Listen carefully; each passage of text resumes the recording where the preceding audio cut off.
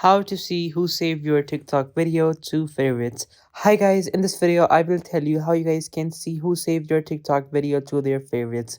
Simply open up TikTok and then after that simply go into your notifications, and whenever someone adds your video to their favorites, you guys should be able to see a notification over here telling you that the following person has added your video to their favorites. So over here I'm gonna look for a notification that says that. If I can't find it, I will tell you right now how it's gonna work. So let me just back up. I will switch up my account to another account, and then after that hopefully we are going to be able to see the favorites notification. So coming over here on the search bar, I will go into my account, and then after that I will simply open up my account. Once I open up my account, now over here, I will simply click on this particular video. I will click on favorites.